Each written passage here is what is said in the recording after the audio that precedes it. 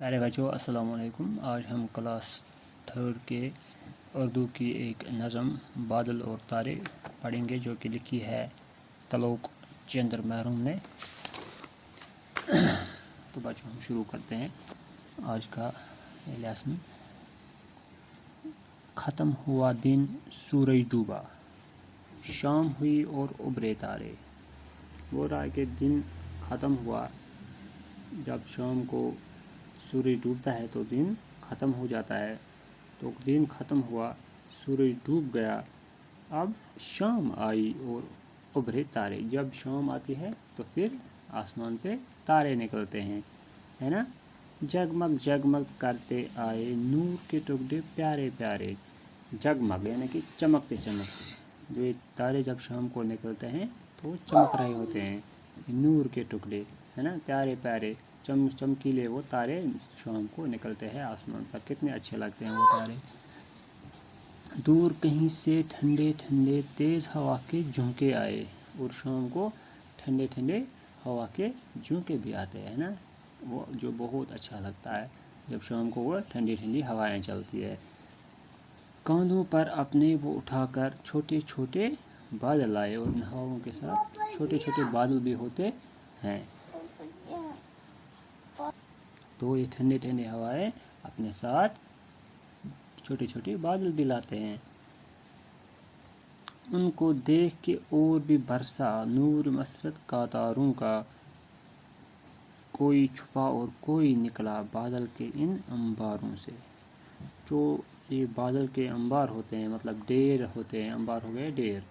बादल के ढेर हमें आसमान पे दिखते हैं शाम को, तो उनसे क्या होता है, जो तारे होते हैं वो कभी इसके पीछे छुप जाते हैं, तो जब ये बादल वहाँ से हटते हैं तो वो फिर से दिखाई देते हैं, है ना।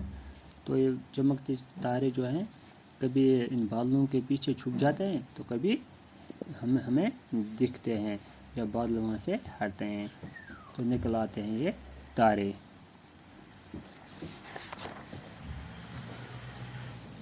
खेल रहे हों बच्चे जैसे आँख मचोली गली गली में। जैसे बच्चे गली गली में आँख मचोली का खेल खेलते हैं, एक दूसरे से छुप जाते हैं। वैसे ही बिल्कुल ये तारों का भी बोल रहा है कि तारों को भी वैसे ही हो रहा है। जब बादल निकलते हैं तो कभी ये छुप जाते हैं तो कभी बाहर निकल आते हैं ये तारे। यहाँ शबनम के कतरे चमके ओझल होकर गली गली में।